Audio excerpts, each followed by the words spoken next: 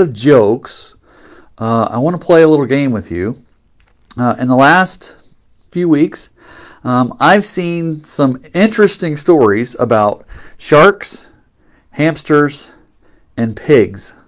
So what I want to do today is I want to read you a quote from each of those three stories, and you tell me which animal the story is talking about. And you can find the answers in the link. So don't be reading the post details to find out what I'm talking about until after you've heard the story. So you tell me, I'm going to read this quote, and you tell me if it's talking about a shark, a hamster, or a pig.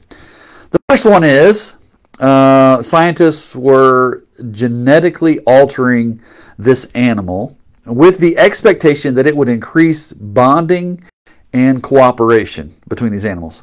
So after they had did this, they found, it says the academics found that this animal turned into mutant rage monsters exhibiting high levels of aggression towards other same-sex individuals. Shark, hamster, pig. Make your decision. That's the first story. Second story, it goes like this. It was talking about these animals, and it says, I'm trying to edit these a little bit so it doesn't give the answer away, obviously. It says this: they're incredibly mobile, very smart, they eat almost anything, they can survive in a huge range of habitats. Shark, hamster, pig. I am going to tie all this together when we get here later. So that was the second one. Incredibly mobile, very smart, they eat almost anything, they can survive in a huge range of habitats. Shark, hamster, pig. That's the second one. Third story. They discovered that these animals were living near... I don't know if I can tell you this without we'll do it anyway. This is just for fun. These animals were living near a volcano where no animals should have been able to live due to the volcanoes constantly erupting. Okay? The story says this: suggested that these animals are able to exist in an extreme environment, tolerating hot and acidic water, suggesting also that these animals had mutated and so forth. So these animals are able to exist in an extreme environment, tolerating hot and acidic water. Shark, hamster, pig. That one might be easy, right? And these stories, as I was reading them, all sound like something you'd make a movie about, right? I just saw the headline. I think I all saw all these on Twitter, and I showed my kids this story. So doesn't this sound like the plot for a movie? And again, you can find those answers, shark, hamster, pig, in the details and read the story yourself. Good morning. I just want to give you a quick promo here, and I'm going to do jokes today because we're playing a game. But I think I mentioned this before. I'm going to do a series, a message series this summer called Hath God Said, going back to the original question that Satan asks in the Garden of Eden, and I think is still so prominent today. Did God really say, is what another version translates that as.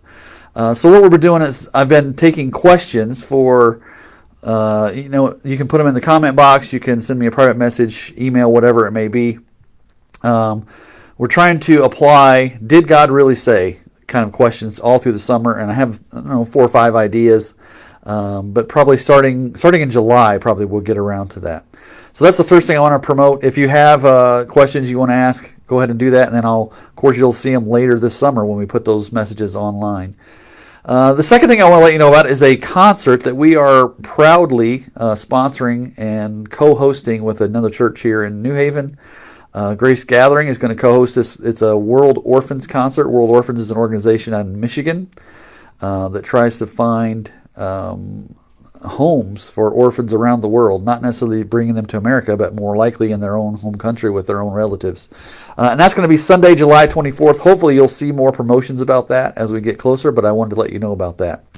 So back to our topic today with shark, hamster, pig. I am not going to tell you the answer. You'll have to look them up. But you probably remember the movie Jurassic Park, where scientists recreated dinosaurs, right? Because we have this ability, or at least we think we have this ability to control nature or conquer it. And in that movie, there's a character named Ian Malcolm, played by Jeff Goldblum, and talking about the dinosaurs and how all of a sudden they had genetically altered them so that they would not be able to reproduce, so they could keep track of how many animals were in the park, how many dinosaurs were in the park. And then they found out that the animals were reproducing, and his response was, life finds a way. Even when we humans think we have conquered nature or learned a lot of things or mastered a lot of things, our 3 stories that I read to you this morning should probably prove we haven't quite got much of it in control as we think we do. I was reading a book yesterday, actually C.S. Lewis's Abolition of Man, which is not an easy read, so I'm not going to recommend it to you. But in the very last section of that, he was talking about how man thinks he has control over nature, and yet we can't even really control our own nature.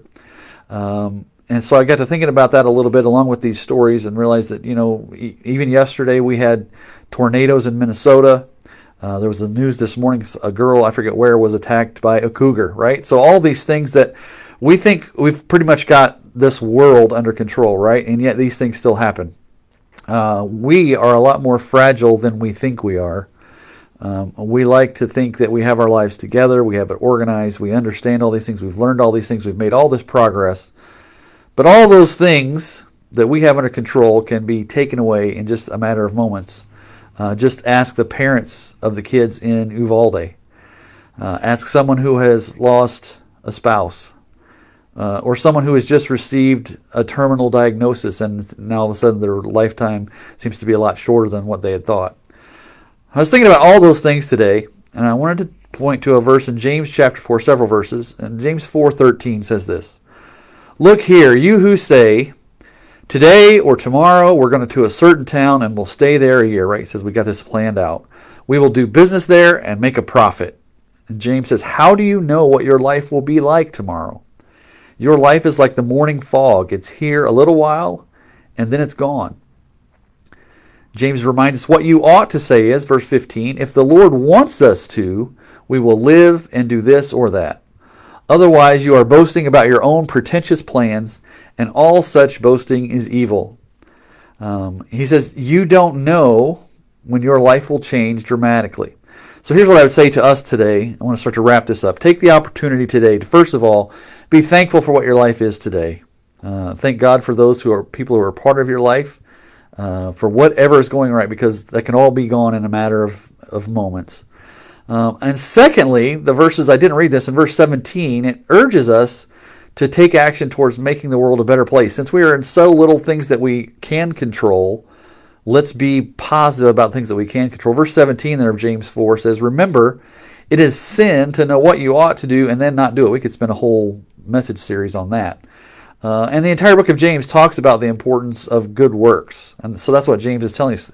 If you know that there is something good that you ought to do and you don't do it, it is a sin. So I wanted to close today with another verse from James as I was kind of skimming through the book to see what things James had in mind, and I would encourage you to do the same. And James 3:7 kind of relates to our opening topic that we started with, shark, hamster, pig, and gives us something to think about. I'm going to end with this today. James says in 3:7, chapter 3, verse 7, "All kinds of animals, birds, reptiles, and creatures of the sea are being tamed and have been tamed by man. But no man can tame the tongue. It is a restless evil, full of deadly poison." So think about that today, and maybe we'll come back to that the next time we're here. So God bless. Have a great day. And actually, you can go ahead and write your answers in the comment box for shark, hamster, pig in the order that you think it is. So thanks again. Have a great day.